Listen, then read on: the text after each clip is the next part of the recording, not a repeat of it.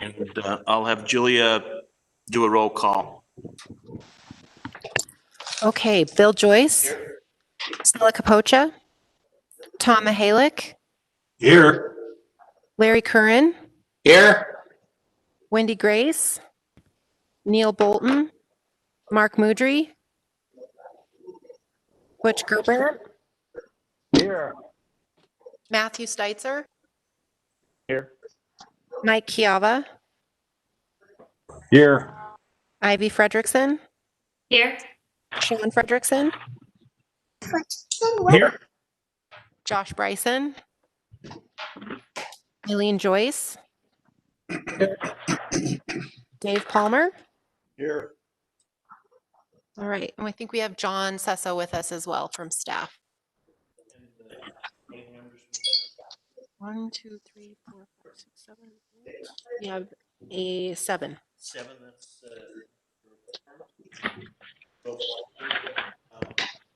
Has everybody had an opportunity to review the minutes from our June 9th meeting? Moved up. This is written. We got a move to approve the minutes by member Chiava. Is there a second? Second, Who was that? Curran. All right. Thank you, member Curran. All in favor? Aye. Aye. Aye. Those opposed? Aye. Is there a problem with the, oh, the aye was for the approval, I That was assume. a late aye. It was a late aye. We're going to call it an aye then. We have no dissenting votes on approving the minutes, so the minutes will be adopted. And we will check now with our operator to see if we have any member of the public that has phoned in for any public comment on a matter not on the agenda.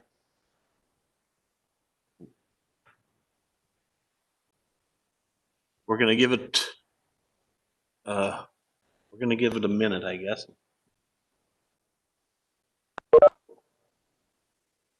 Somebody's on there? Oh, we just have a picture of a phone up here. Pat Holland. Okay. Pat's on.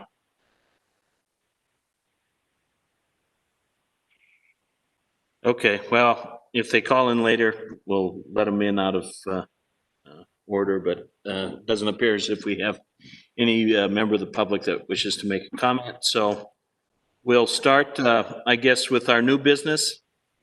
And we do have, first on our new business is the proposal regarding the mother lode roof, which I know we're going to probably have some discussion on, and it's likely to be an action item. And I'd like to maybe let Ray Rogers go first so that if he wanted to, then he didn't have to stick around for that other matter. So we're going to skip to the request from member Gilbrandt, I guess, about an update on the Praxis Center. And here to provide the update is Ray Rogers. Ray, I'll give you the floor. All right, thank you, Chairman Joyce. Can you hear me okay? Yes. Okay, great. Well, thanks for the opportunity to spend a few minutes with you this evening to give you an update on where we're currently at with the Praxis Center. And despite things slowing down a little bit with COVID over the last months, we've still made some really significant progress on this project. And just wanted to give you a little update on some of the things we've been doing.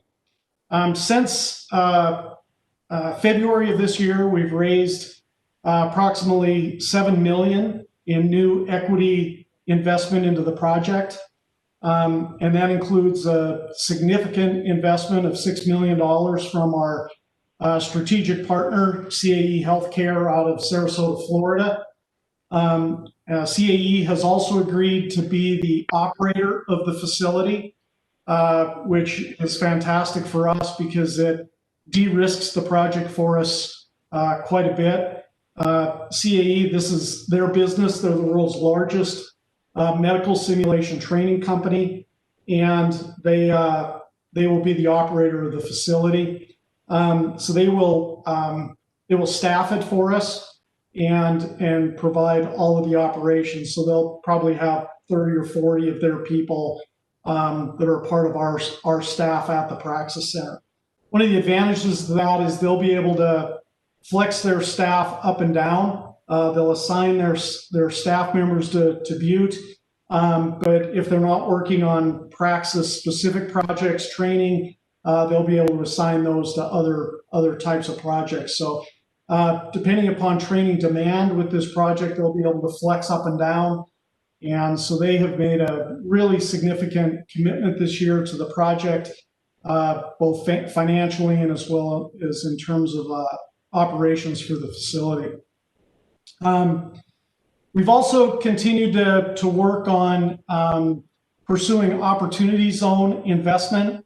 As you know, we've been working very closely with Brian Linseth, who's our attorney out of Great Falls. Brian has formed an opportunity zone fund called Big Sky Select, and it was through that fund that they made the investment for the land.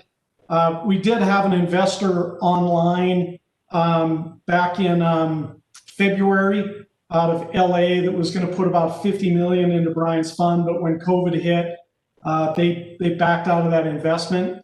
But we're just starting to see now more activity around opportunity zones. So we've just in the last week submitted a press release out to about 75 of the OZ funds nationally, seeking their investment or an opportunity for investment into Praxis. There's been roughly about $12 billion nationally that's been invested into OZ funds.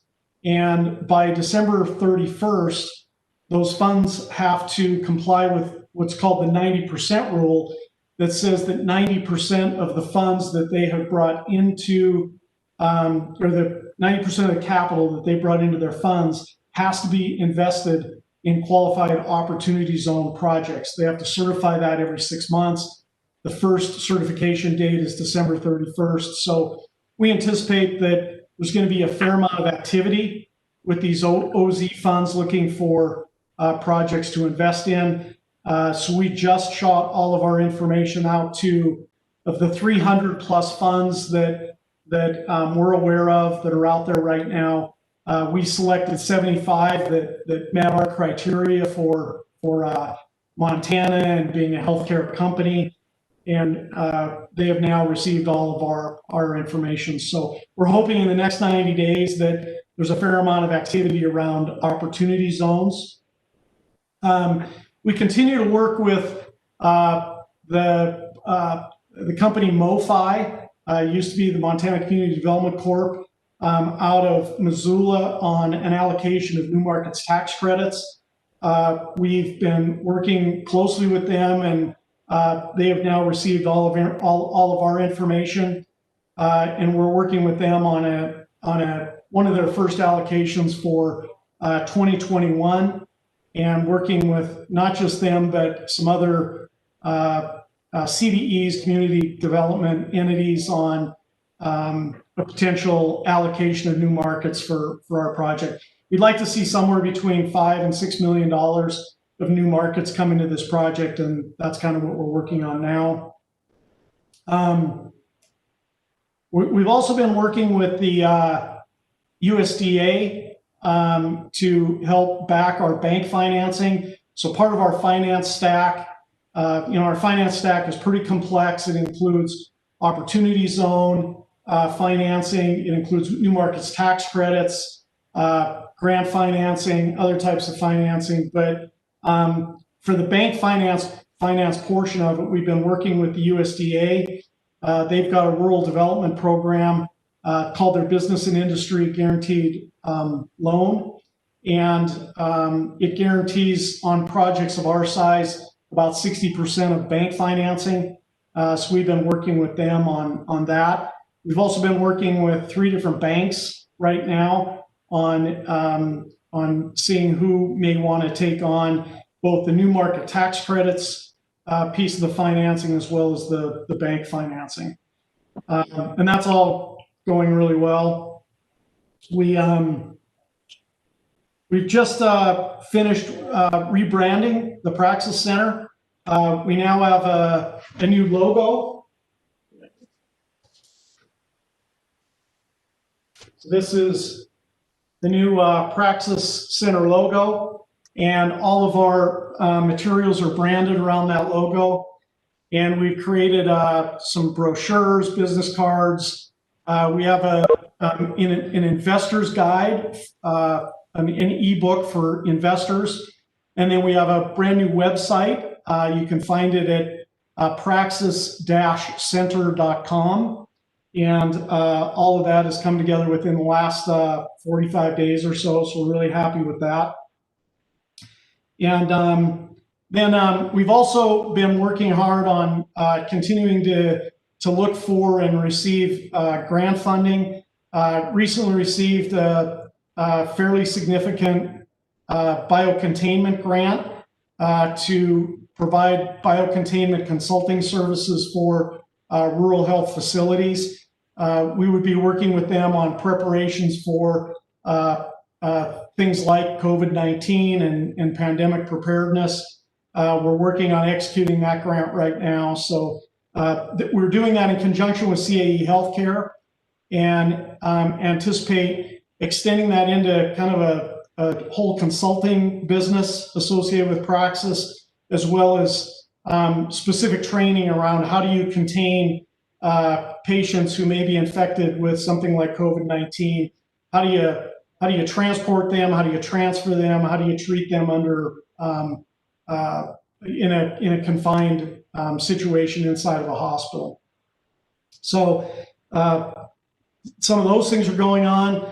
We've also been working with an organization called the Northwest Simulation Alliance. It's a simulation training alliance out of Idaho, Oregon, and Washington. And it looks like we're going to be taking over that alliance under the Praxis name, and as well as all their clients, and providing services to those 3 states through Praxis. What else? Let's see. So right now we feel like we're sitting pretty well. We've raised a significant amount of money this year. We have a fair amount of interest in the project from some other private investors that we're working with right now. It's tough for me at this point to predict when we're going to be at the finish line, but I'm really hoping that by the end of the year or even into the first quarter, we kind of know where we're at in terms of being able to move this project ahead. We think we're actually really close right now, and we've been talking to US Bank about being able to go after that. We have enough of our capital stack completed right now to go after bank financing. They want us to wait just a little bit longer to see if we can drive a little bit more opportunity zone investment into the project. So the next that's going to be our push for the next 90 days, is to try to bring in more OZ money. But things are going well. We've been making great progress, and I'd be glad to respond to any questions that anybody may have. I have a question about the timing, Ray. I think under the terms of the guarantee from SARTA, there was an 18-month time period, which would take us to April of 21. Do you think that you will be in a position to know whether or not you're going to have the financing to go forward by that time? Do you think you're going to need an extension? What's your thoughts at that at this point? You know, based upon where we're at right now and the investment that's currently in the door, I have a really good sense that we will know by then where we're at. Okay. Yeah, I don't anticipate needing to go after an extension for that. If there's other members of the authority that have some questions. Yeah, say, Ray, who's your strategic partner? Is it CAE or CAU? Yeah, it's CAE. CAE. And who are they? So CAE is it's the world's largest simulation training company. They're headquartered in Montreal. They have several major divisions. They have an aeronautics division. They probably train 90% of the world's commercial pilots in their simulators. They have a huge military aviation simulation division, and then they have a very large healthcare simulation training division as well that's headquartered out of Sarasota, Florida. So we were working with CAE and the resources of that company. If you look at kind of the simulation market, there's really 3 massive players, and of those, CAE is the largest. Okay, thanks. Other members? Butch? AE, a follow-up question about CAE. So I think you told us in the last time you presented to us that in the end you would be carrying at least a majority of the stock, at least 51% of the stock, so that you would really be in charge. Has that changed now that you have CAE as a partner? No, that continues to hold true. We've worked out a revenue sharing model with CAE on this project that includes both a revenue share as well as an equity percentage of the company. But I will still maintain majority ownership of the company. Well, that's good. I think that's what we hope for. Another question. So where are you in terms of land purchase?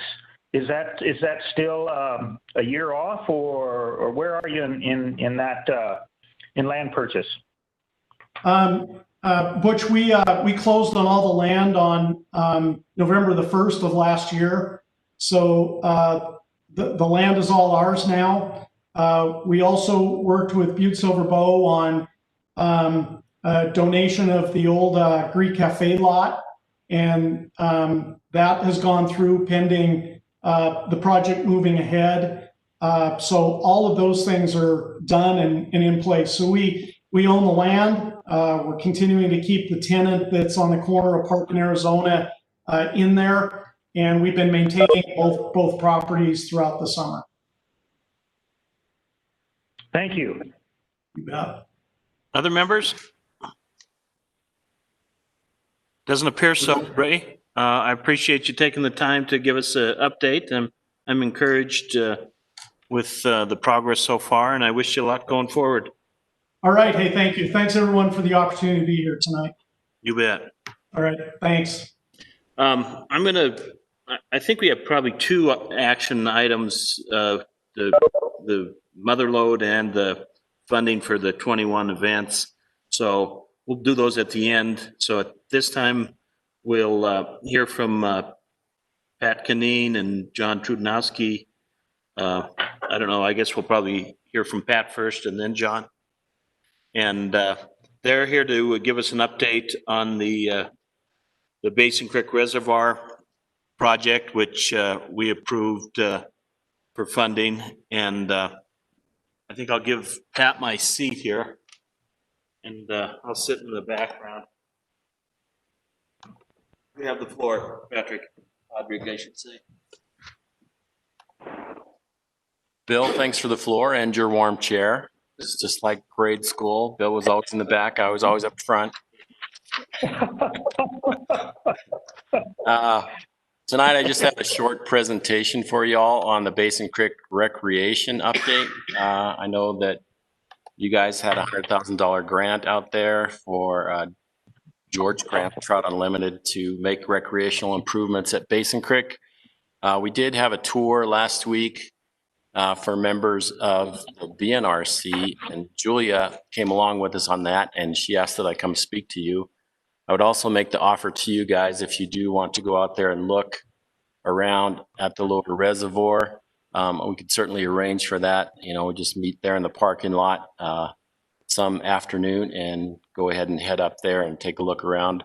I'll leave that to Julia to arrange if y'all want to do that. But we'll just go ahead and go forward with this presentation.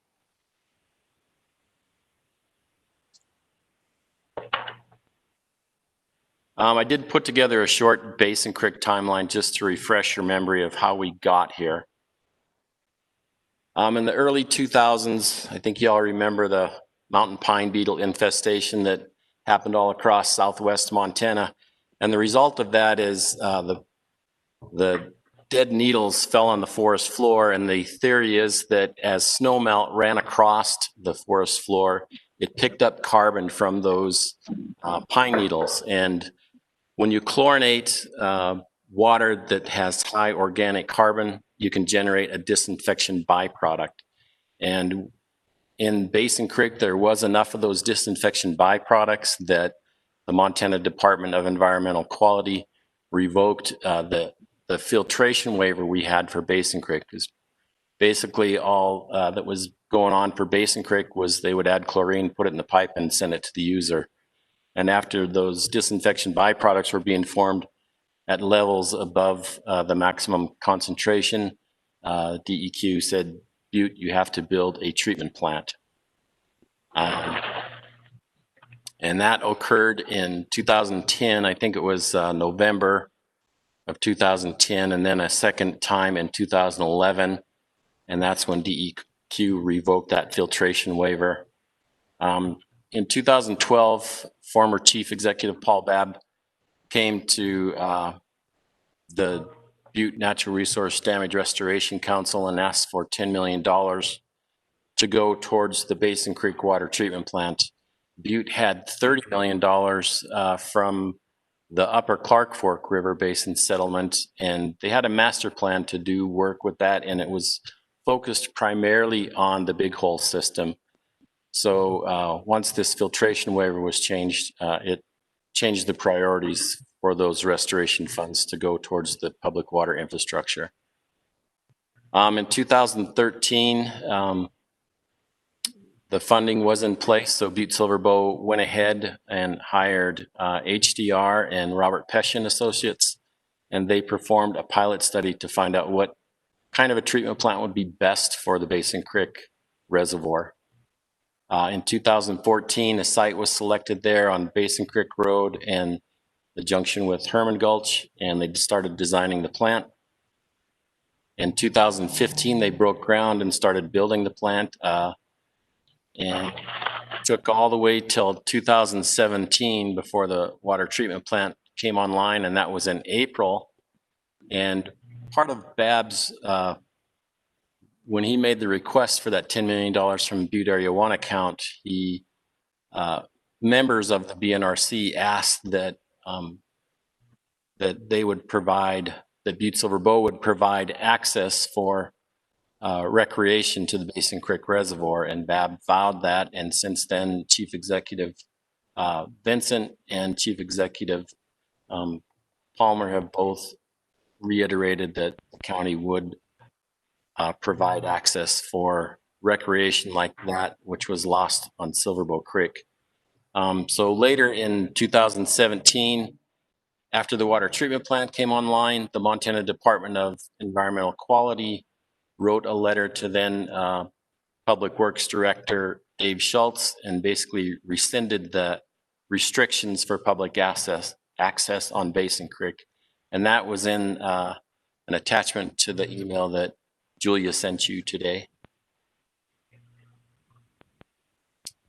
So in 2018, we started putting down billings on the Basin Creek Road.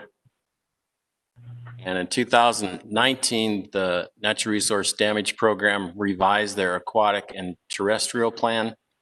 And basically we had the Montana Fish, Wildlife and Parks fisheries biologists for the Upper Clark Fork came out and assessed the Basin Creek fishery. And it is a pure strain of West Slope cutthroat trout, and they are in good shape. But in between the lower and upper reservoir, there are some aquatic passage issues. And so when they revised the aquatic and terrestrial plan, they made Basin Creek a priority 1 tributary, meaning that it had fish that they hoped could get to the main stem of Silverbow Creek and eventually the Clark Fork. And they put in $300,000 for a project to alleviate that aquatic passage issues between the reservoirs. Later on, we have a slide on that I'll show you. Also in 2019, we did our 5-year inspection of the Lower Basin Creek Dam. And what came out of that inspection was that Butte-Silver Bow needs to repair the concrete portion of the dam. As you probably know, you've seen the pictures of the granite dam that was constructed in the 1890s. And then in 1913, the dam was raised another 13 feet with a lift of concrete. And we'll have some slides that show that here later on. But basically, the concrete portion of the dam, after 100 years of being exposed to the elements, it's cracked and weathered, and it needs fixed. You know, if you can imagine what a 100-year-old sidewalk looks like in Uptown Butte, if it hasn't had any care, it needs fixed, and that's what our dam looks like. In 2020, we continued putting down the millings all the way out to the reservoir park and on the parking lot, so that is all finished. And this spring, we've applied for 2 grants so far to help fund the reconstruction of the upper portion of the Basin Creek Dam. And we are also updating the Butte Water Master Plan, and that's basically lists our assets, what kind of condition they're in, and what kind of improvements we need to make to those. We got the first draft back here, about a month ago, and we're working on the final product here, and we hope to have that out by the end of the year. And that just lists our priorities of what we would do with our funds to improve the water system infrastructure. I just wanted to show you this slide. It's from Montana Cadastral, and it shows the property ownership around the Basin Creek Reservoir. You can see right in the middle of the screen, section 12, where the reservoir body lies, and to the west or to the left of 12 is what we call the Bear Gulch arm, and to the right is the Fish Creek arm. And then all the gray areas are property that is owned by Butte-Silver Bow. Those are former mine claims. And then the green around the gray is U.S. Forest Service land. So Butte-Silver Bow basically owns the reservoir proper and the riparian area closely adjacent to the reservoir and the creeks coming into the reservoir. And the Forest Service owns all the property surrounding that.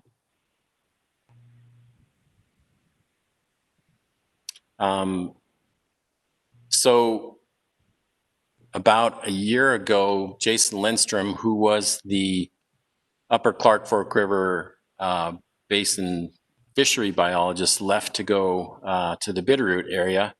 And we have a new fisheries biologist for the Upper Clark Fork, and his name is Caleb Yearling. And Caleb came to us from Missoula, and I thought it was great that we stole a young professional from Missoula, and he now resides in Butte.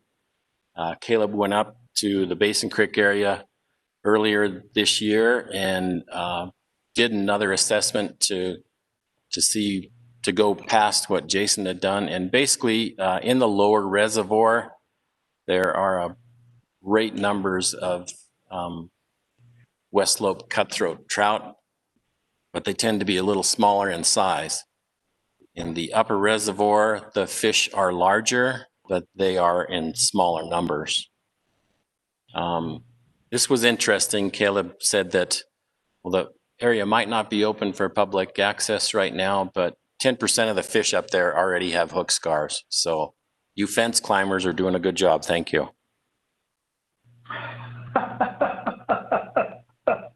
So we will talk a little bit more about this sediment basin and the aquatic passage issues between the reservoirs, but it was during the spawning season, the cutthroat spawn in the spring, and Caleb tagged several of the fish in the lower reservoir and then lifted them over basically a dam we have up there to let them see if they could get to the upper reservoir. And few of them made it all the way up to the upper reservoir, and many of them stayed in that in the creek between the two reservoirs. So that was very encouraging. This is a photo that Caleb took of one of the West Slope cutthroat from the lower reservoir. You see beautiful markings. This is a fairly exotic native species that is well worth preserving. This guy looks a little bit scrawny, but here is a photo of two of the cutthroat that he netted in the upper reservoir. Same beautiful markings, a little bit larger size. And so, yes, the urban legends are accurate that it's good fishing up there. Now, I just wanted to talk a little bit about this sediment basin. So we are looking at a basin where this is between the two reservoirs. On the right side of this image is Fish Creek coming down from the upper reservoir. And we have a basin there. And basically what this basin does, it serves two purposes. You can see there's a dam at the head of the basin right in the middle of the picture. And we can divert water into a pipe that would take it all the way around the reservoir and dump it in right at the dam.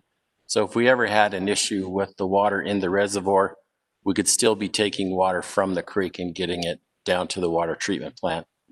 And the second purpose for this basin is that about every other year, sediment from the upper reservoir settles into this basin, and our operators go in and hog out that the sediment that collects in this basin. And they did it last year, and I think they took 20 10-yard dump truck loads right out of this basin. So that protects the volume of the lower reservoir and also helps settle out the sediment from the water before it gets down to the water treatment plant.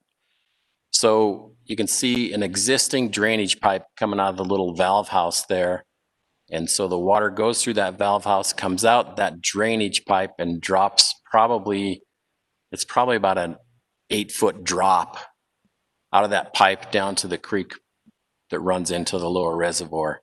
And of course, that is an aquatic passage issue. Those cutthroat can't come upstream, get over that wall or get into that pipe to continue on upstream to the spawning territory.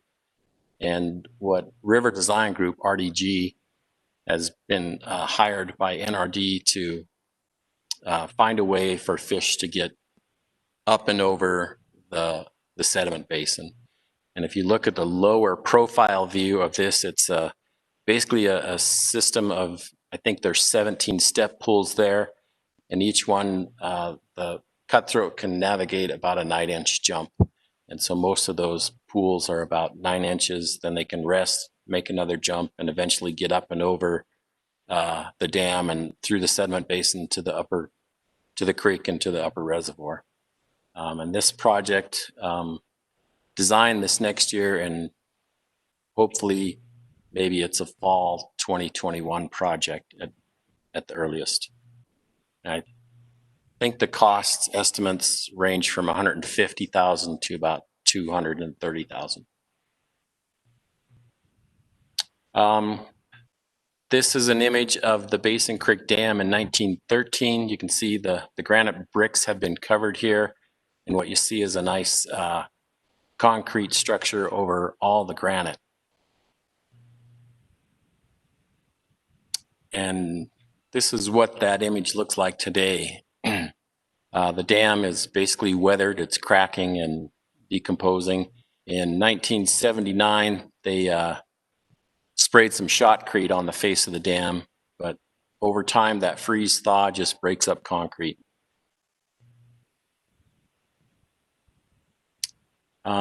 And if you look at the smaller image in the lower left there, you can see the green. That is earth that was put over the downstream face of the dam. I think that was done in the 1930s. And basically what the earth's purpose is there is to protect that concrete from freeze thaw. So that is all still there, but the top portion of that dam that is exposed to the weather is cracking and breaking. And the best alternative is obviously the most expensive one. It's like $4.3 million. And it calls for the removal of all of the 13 feet of the old concrete and replacement with a new concrete structure. And if you look right in the center of that picture, you'll see that it does call for anchoring the concrete into the granite below it. And that hasn't all been figured out yet, but it would just be steel rods that are driven down into the granite that would help hold the concrete in place.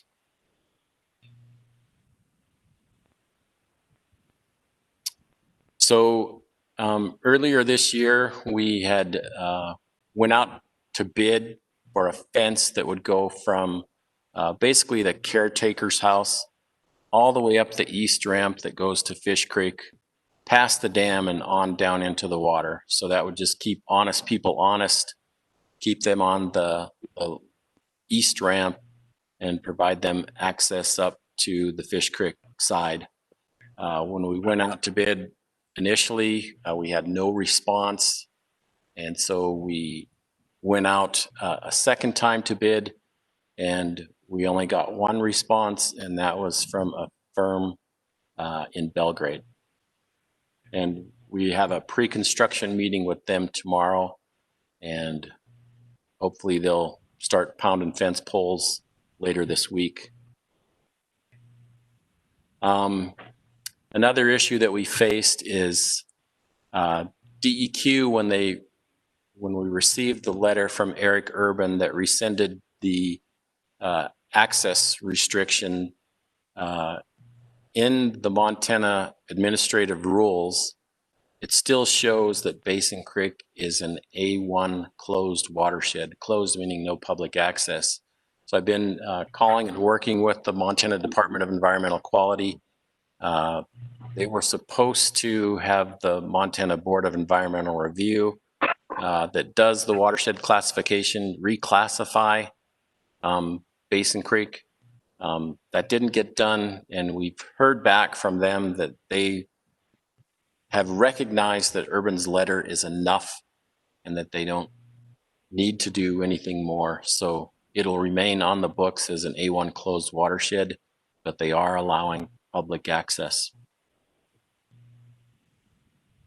When I was with the Natural Resource Damage Program, I had tried to engage the U.S. Forest Service to change their forest plan so that it would allow public access beyond what the county's property lines are and into the national forests surrounding the county property. Didn't get much engagement from the Forest Service, and right now the person who would take the lead on that change, that position is vacant. I understand they hope to fill it in September. Another issue that we would like to see is a fuels reduction effort. I think if you go anywhere around the Highlands, you notice that there's lots of standing dead lodgepole pine, and a lot of timber has fallen. So it's tough to walk through those areas. And of course, if there was ever a wildfire, it would be devastating. After a wildfire, what happens is you get a large amounts of erosion because you lose your root mass, and that sediment that comes down into the reservoir is pretty hard to treat. And as I said, the Butte master plan, the Butte water master plan is being updated. And what I think will rise to the top is probably the repair of the Basin Creek Dam. And then right after that is those initials there, the GAC and PAC. That is a granulally activated carbon system or a powder activated carbon system. And that was initially part of the plan for the Basin Creek Water Treatment Plant. It did not get built to save money, but that's about a $1.3 million component, and it wasn't built. And what the GAC system does is it's a pre-treatment for taste and odor. Right now we're dosing the Basin Creek Reservoir with algicide, and we're doing pretty good, but the algae up there has been worse in the last 3 years than any of the seasoned operators have ever seen it. So we do feel that there is a true need for the GAC system.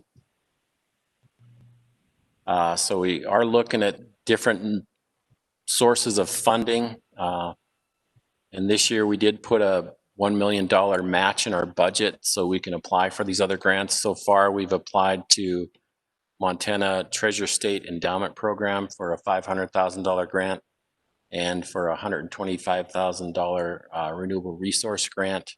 And we should hear, these are made, the funding recommendations are made by the legislature, so we should hear by April of 2021.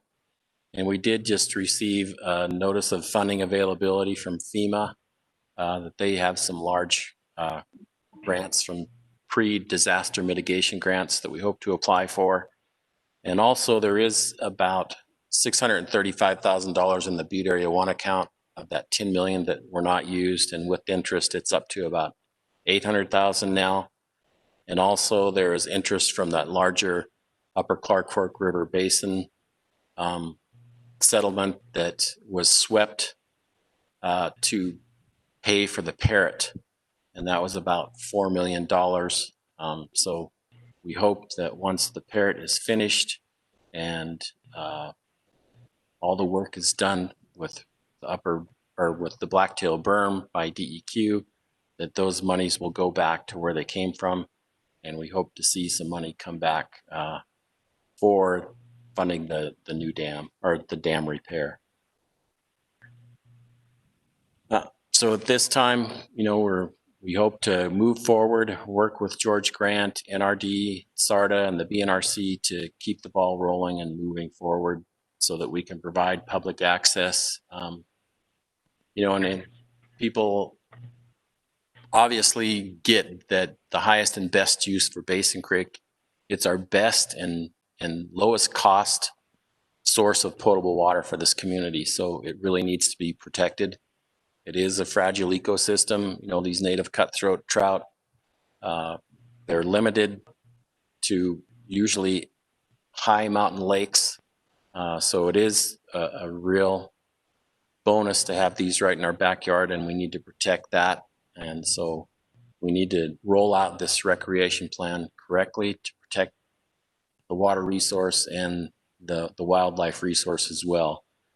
But we know it can be done. You have no further to go than to Bozeman to look at Highlight Canyon, which provides about 80% of the water for the city of Bozeman. And there's also lots of recreational opportunities around Highlight Canyon. I think there's 6 campgrounds in that watershed, and you can drive right to them. So with that, I will turn it over to questions.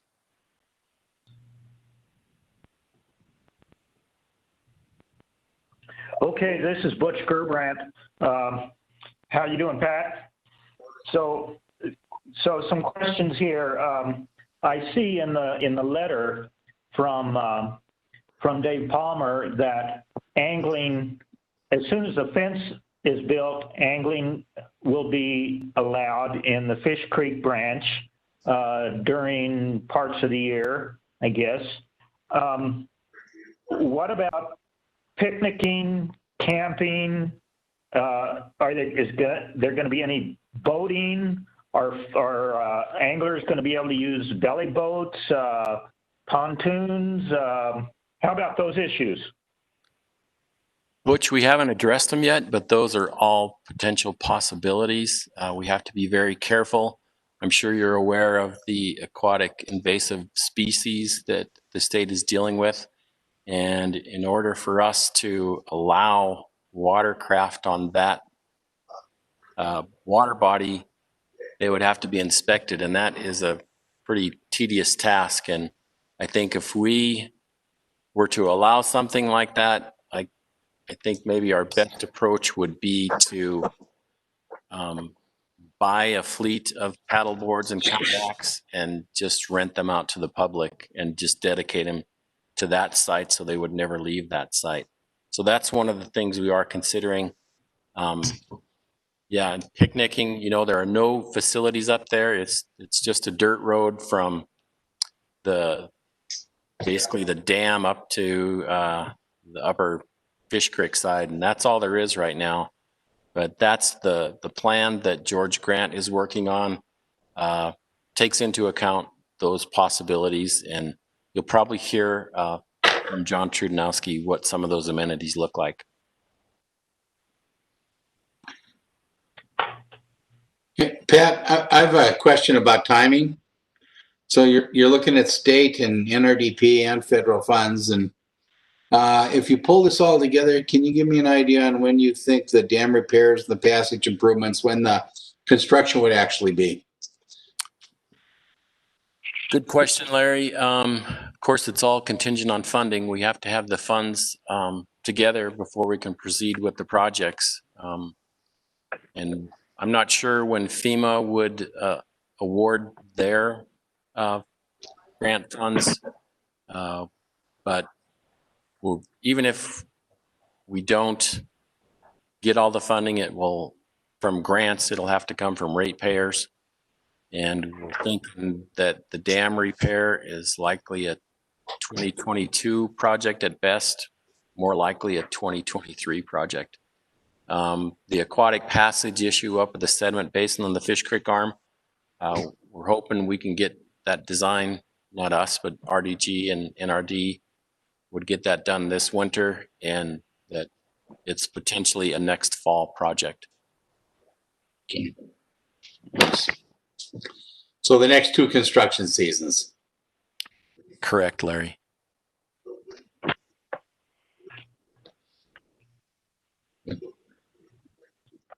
Good question. Patrick, Thank you, Bill. Good job, Pat. Is John Trudnowski still on the line? Yep, I'm here. Can you hear me okay? I can hear you, John. We can't see you, but we don't have to see you, I guess. I'm just gonna share my screen here. If you wanted to add anything about the input from Trout Unlimited and anything that you think we need to know, I'll give you the floor. Okay, thanks, Bill. Yeah, I think Pat, Pat went through a lot of the history on this, so I don't think it's any use going that again, but can you guys see the presentation on my screen there? Yes. Yeah. Okay. Get to the right view here.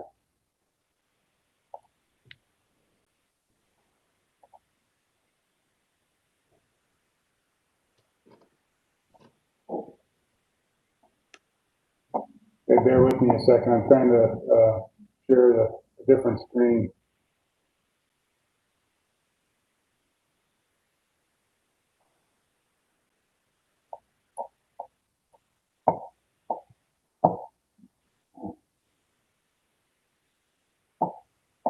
Well, I'll just go through these slides here, but so yeah, so Pat went through a lot of the history on this. I think you know, a lot of people understand the history behind it. I guess one thing I do want to point out is, you know, TU's goal was really to take this development plan and that we're working with NRD on, because you know, TU went to NRD and got a small projects grant to basically develop this plan and come up with a development plan and really hand it over to BSD. And then BSD could take that and really acquire funding for the actual construction. So really that was the main goal of the development plan, is that they give them basically a document that they could go to any funding source and really use to you know, basically show them, here's our vision, here's our project vision for this development, and this is what we want to do, and here are the costs, and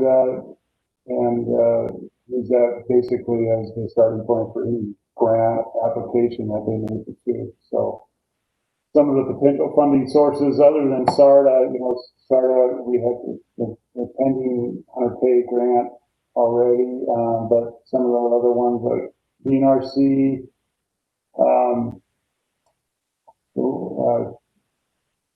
the Federal Highway Administration has what they call Recreational Trails Program, RTP. That's a good one.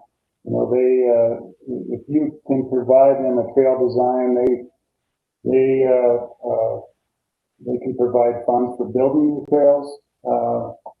The Land and Water Conservation Fund is another good one, and then DNRC.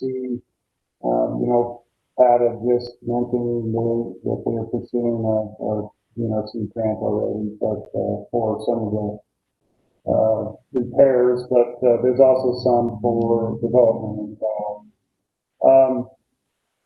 Future Fisheries, this was more or less Future Fisheries funding source was really geared towards the passage, but now that they've got the alternative funding for the passage, Future Fisheries is really not a good fit for any of the other development elements that we're going to be talking about. So, the original development design, several tasks that were involved with that. We came up with a conceptual plan from all the stakeholders. We had FWP, Forest Service, BSB, DEQ. We had a lot of different stakeholders that were involved in coming up with a vision of this project, and a lot of the elements that we came up with are listed in this right here. You know, we had trails, we had bathrooms, benches, picnic areas, fishing dock, boat launch.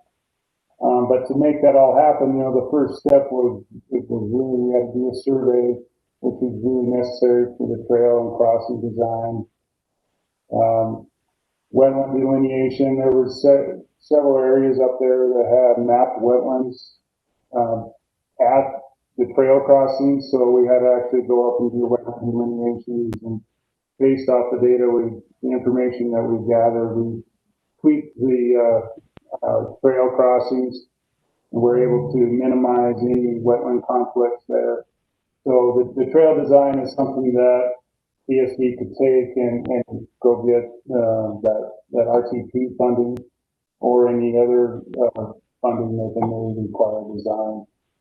Fencing design, Pat had mentioned the fencing, so that was a big chunk. The trails and the fencing are probably the biggest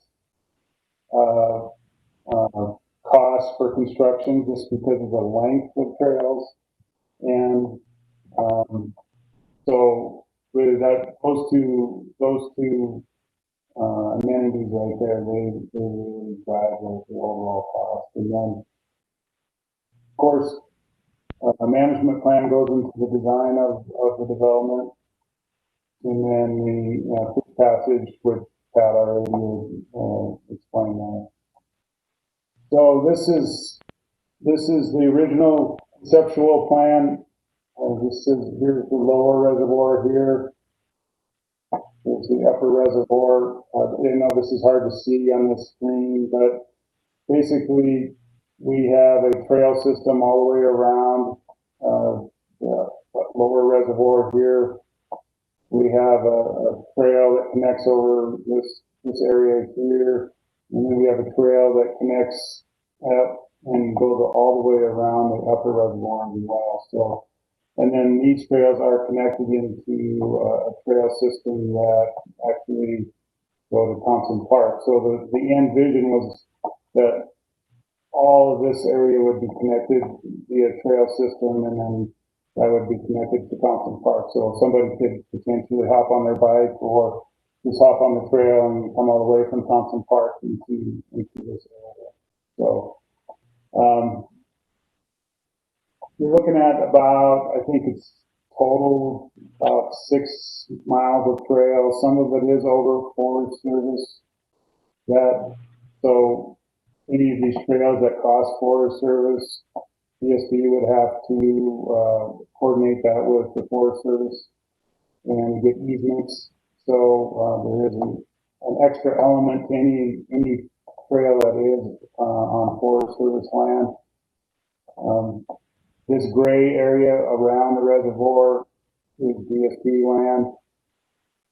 So anything within this corridor is going to be much easier for them to move forward and actually build. And then you can see in a lot of these places, anywhere where you can see a blue dot here, this is actually a wetland crossing. So you can see we had several wetland crossings that we had to go investigate and study on. This is really just a close-up view of the dam area that you guys toured here recently. So here we had the picnic area, restroom, boat launch, and then we had the trail here going leading up to this area was actually going to be ADA compliant. To make that happen, we really had to put in rest areas every so many feet. You know, the grade of this, we couldn't change the grade, but if we built these resting areas for anybody in a wheelchair, then it met a certain criteria for the ADA accessibility. And here we've got here's the road that goes up the Fish Creek arm. This is the one that Pat was talking about that they're working on fencing up over in this area here real soon. So,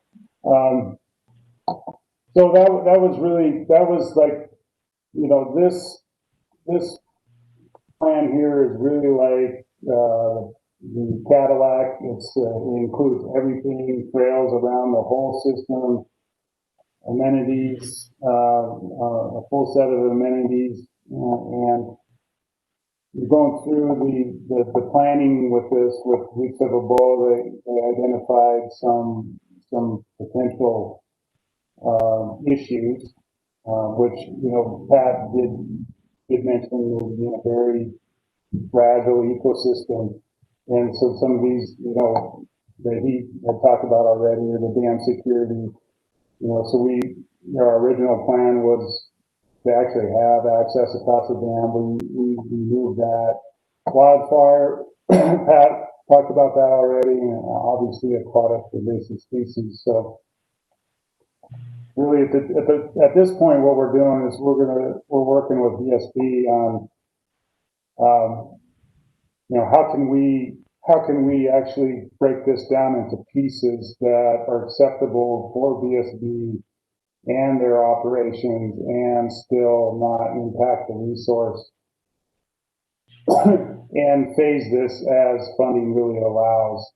So what we're doing is we're breaking up that big picture into smaller pieces that are easier to develop, and as time allows, and you know, really, I think a good idea is really to see what happens as you open this up and see, okay, what's going on here? What are the issues we're having? How do we change this design to address some of the issues we're having? So it's more of a phase approach now. And so that's what we're working with VSB on now. And we hope, you know, by the end of next spring, that we should have a development plan finalized, and then VSB can take that plan and move forward to go with some more funding.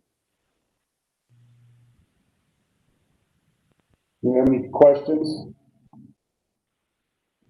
John, Yeah. just from a timing standpoint, when SARTA might have to release its 100,000, I thought I heard Pat say he was looking at 2022. Is that right? Do you agree with that? That's kind of the time frame we're looking for when everything would be up and running, so that, and the money spent, so that we would reimburse the 100,000 committed from your grant? Yes. I mean, really, it's going to be driven by VSB and their schedule. So I would agree with Pat's timeline on that. Are there other questions? I appreciate you providing us with this update, John, and between you and Pat, I think we have a good idea of what's going on, and I hope it continues to move forward. Yeah, thanks, Bill. Thanks for the opportunity to. You bet. Appreciate it. Okay, we'll move to our next item on the agenda, which has to do with a request for a bit of a revision concerning the roof on the Motherlode Theater. Before we get into that, I wanted to remind the authority members that we have certain open meeting requirements that we have to be cognizant of when we are communicating via email. If we have email discussions between all the members of the authority, that could be construed as having a meeting that wasn't noticed and isn't open to the public.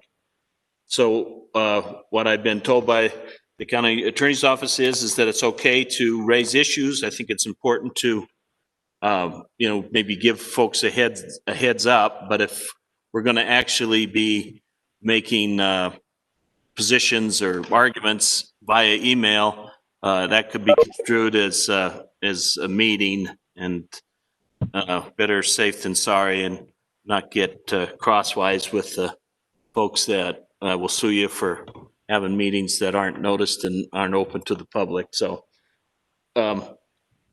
with that said, we do kind of have a bit of an outline of what happened with the Motherlode.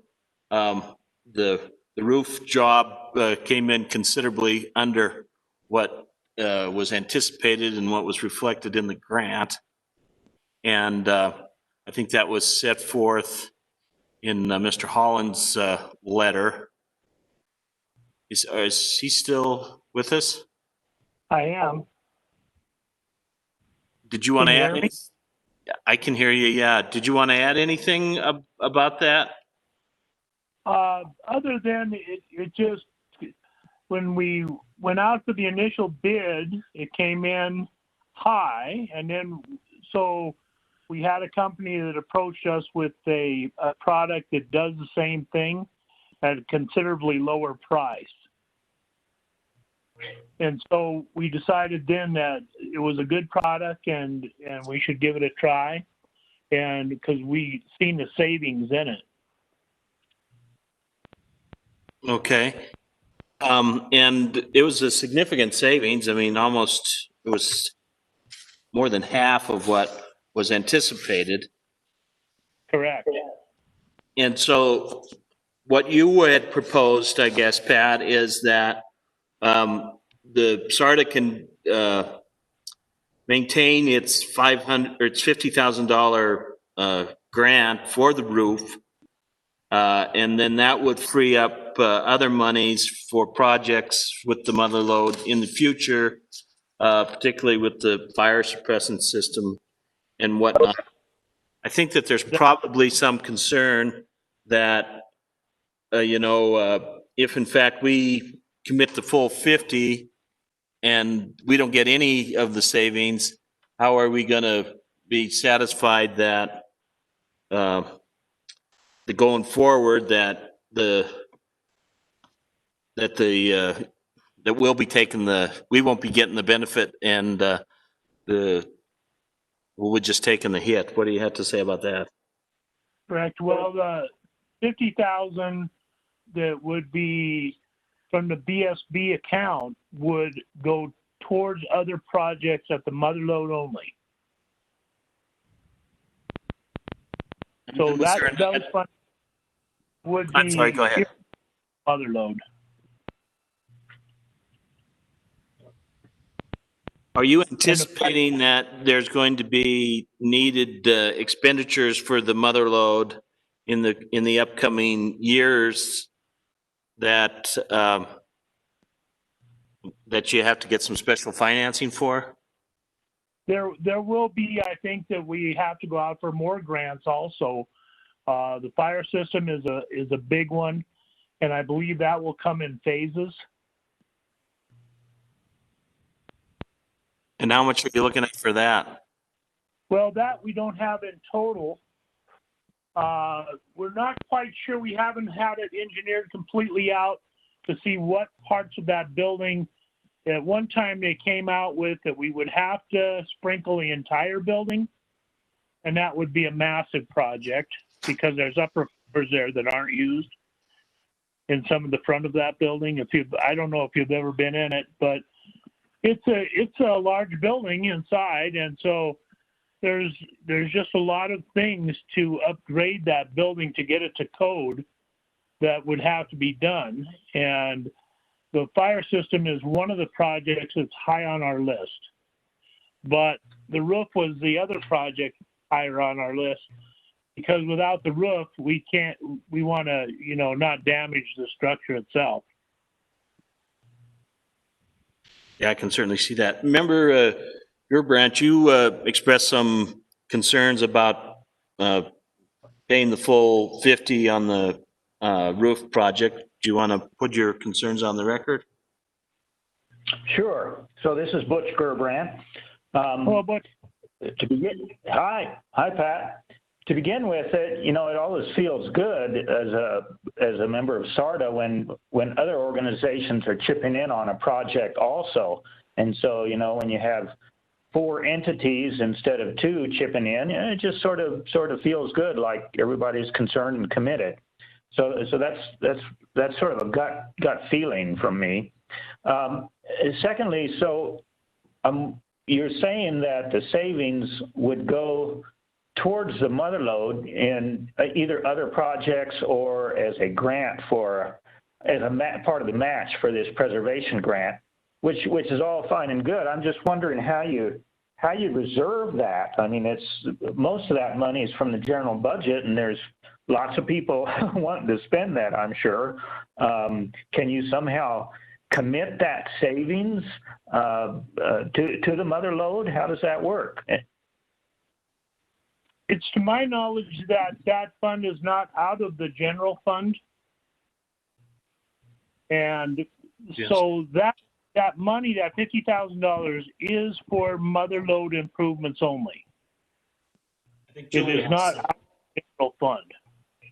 Julia, I think, has some input on that as well. Yeah, Julia has some input on that. So Member Gerbrandt, Chairman Joyce, the funding, the BSB allocation for this particular project, the $50,000, would come from, I believe it's called the 4400 fund, and that is a capital improvement fund for Butte-Silver Boat-owned buildings, and it is reserved for emergency needs. And so those emergency needs that were identified by the Government Buildings Department, and I believe also in collaboration with the Community Development Department, were the mother lode roof and the mother lode emergency or the mother lode fire suppression system, because those are emergency type projects that would utilize those funds to ensure that they do protect that Butte-Silver Boat asset. So while they are Butte-Silver Boat funds, they are restricted to an account specifically for government buildings and the projects that would retain the quality of those buildings specifically. And I believe that those appropriations were in both the 2020 budget and the 2021 budget.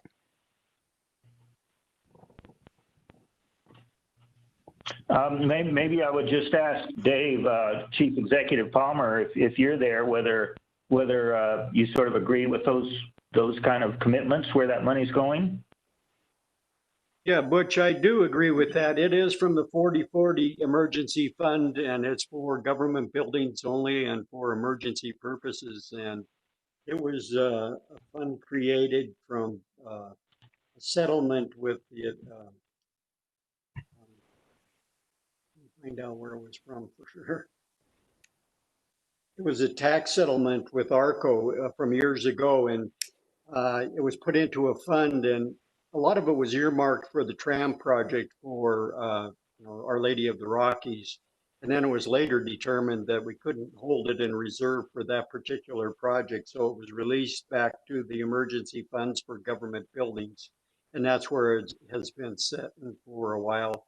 This in case a boiler goes completely out in the middle of winter, and we haven't budgeted any money for that, then we can use those funds. But it stays in that account until there's but it can only be used for government building projects in emergencies.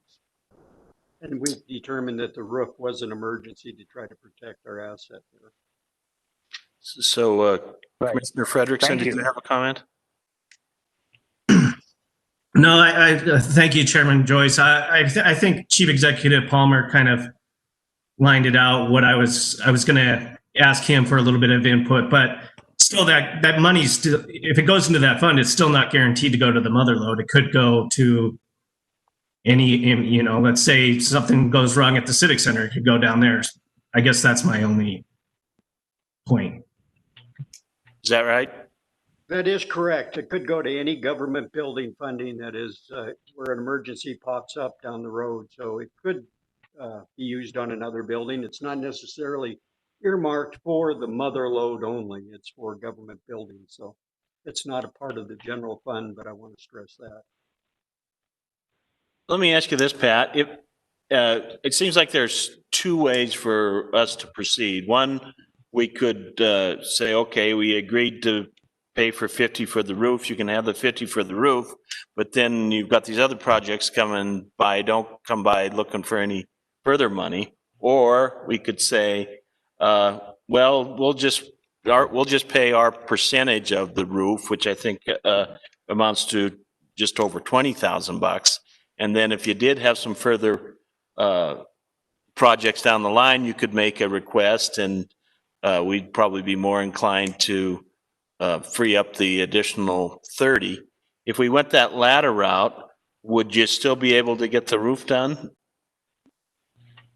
Well, yes, we plan on getting the roof done one way or the other. That's just a necessity we have to do. And, I don't control all the purse strings around. No, that's right. Bring those bids in and get them, as close as I possibly can. So, yes, we are committed to getting that roof done one way or the other.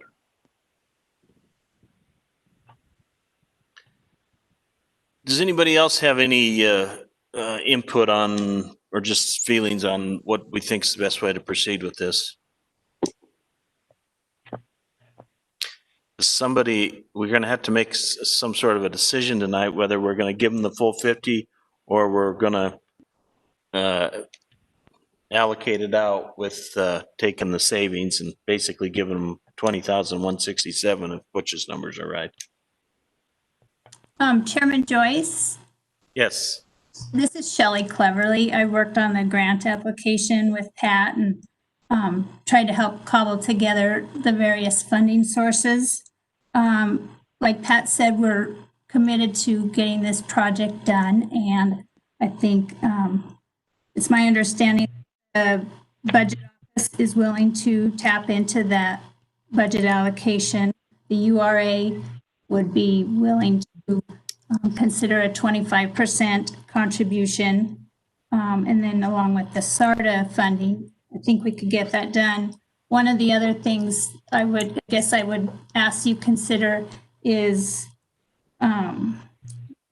either SARTA assuming that 8% contribution from the community development portion, or splitting that 8% between the SARTA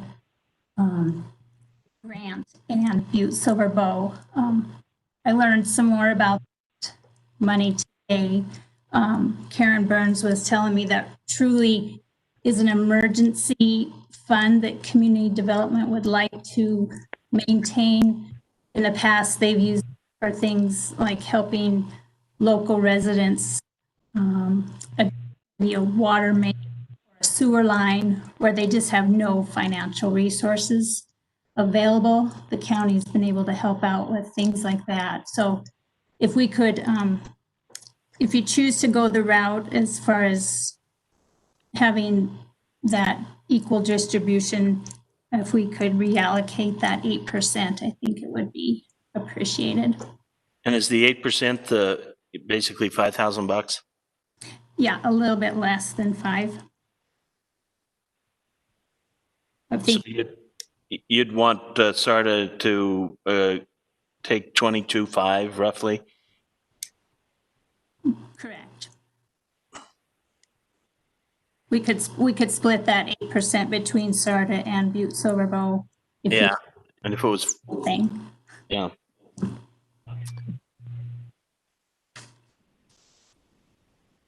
Is that the sense? I guess somebody could make a motion. We could find out what the sense is if nobody wants to. Well, this is Butch Gerbrand. I'll make a motion that SARTA make its contribution 22,500, that is 22,500, and that we would welcome requests for specific projects having to do with the mother lode in the future from Butte-Silver Bow. Is there a second? Second. Who was that seconded? Mike?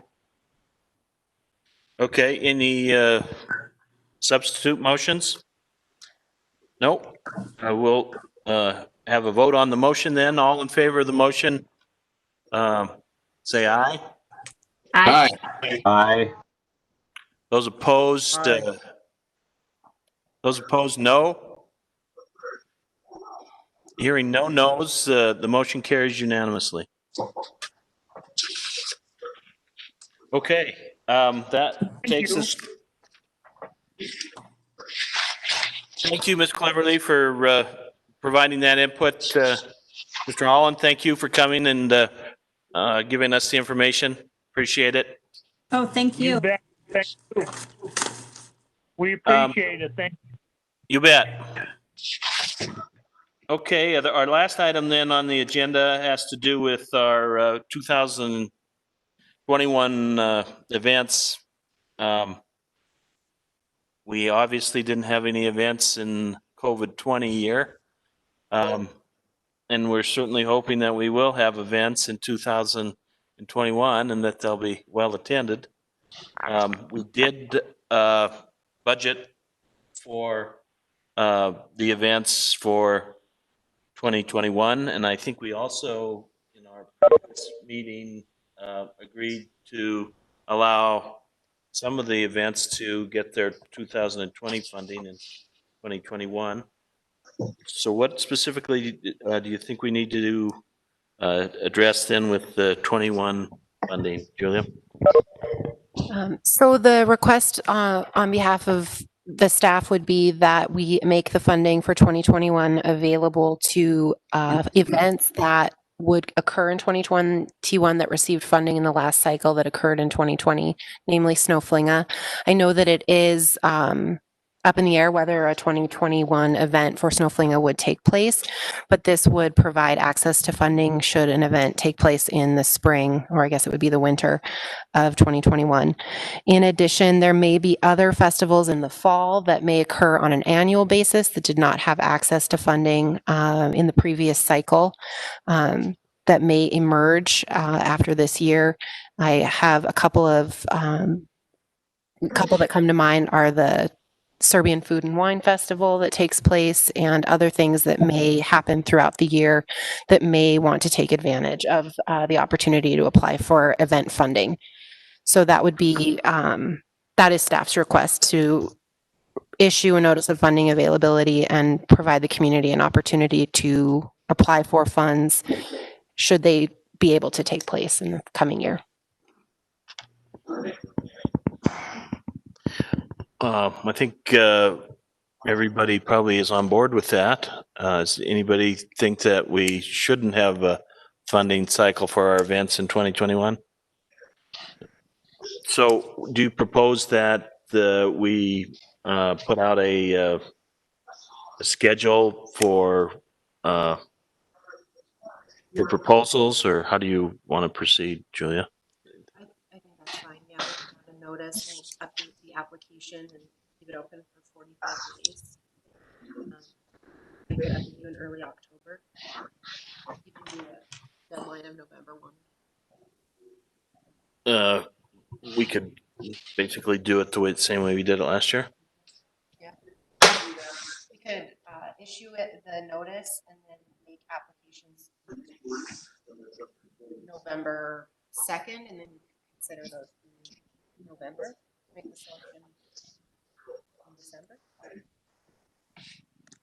or January. I think the only one I would be concerned about is.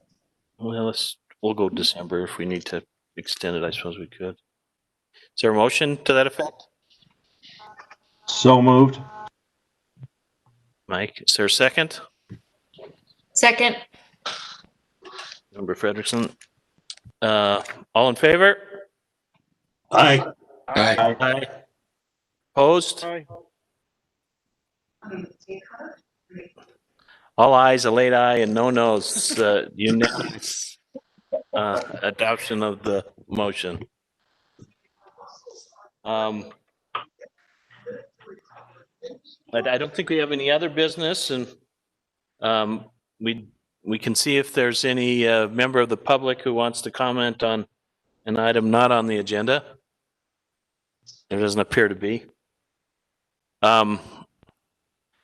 We were fairly efficient tonight, I thought. We moved along pretty good.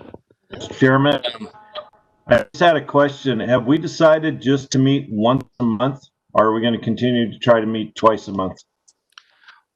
Well, given how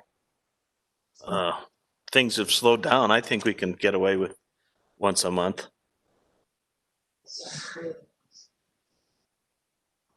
Oh, yeah.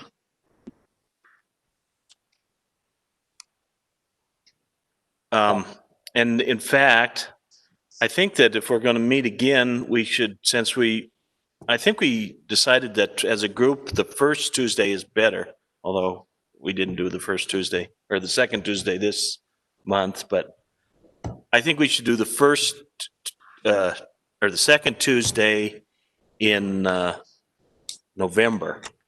Is that right? Yeah, we're in September. Well, if we did the first, I don't think we'll have enough business in 2 weeks for an October meeting. And then we could meet the fourth Tuesday in October, but like I know Wendy, for example, can't make that. She's got a staff meeting. It seems like, and Stella has a better schedule on that second Tuesday. So I propose that we meet again on the second Tuesday in November, which would be what? The second, the 10th. The 10th of November. Anybody have a problem with that? Oh. Yeah. Okay, I think that's what we'll do then. We'll do November 10th for our next meeting. That will give us a time enough to deal with what we have on our plate. Yeah, try to get you guys the actual applications for them. Set that as an item just depending on business. Okay. One request that I do have as staff, if you guys would take a few minutes to review the website for SARTA and provide any feedback or any changes you'd like to see that might be beneficial from your perspectives to help serve the public, so that I can work with MIS to make those adjustments, or just try to provide as much as we can to them as we're digitally serving the community. And sometimes my eyes can be a little busy, so I'd appreciate the help if you guys could give it a gander. Thank you. I'd entertain a motion to adjourn. Move to adjourn. Second? All in favor? Aye. Aye. Aye. Late aye. Opposed? No. Okay, we're adjourned. Thank you, everybody. Thanks. Appreciate it. Thanks, Mr. Chairman.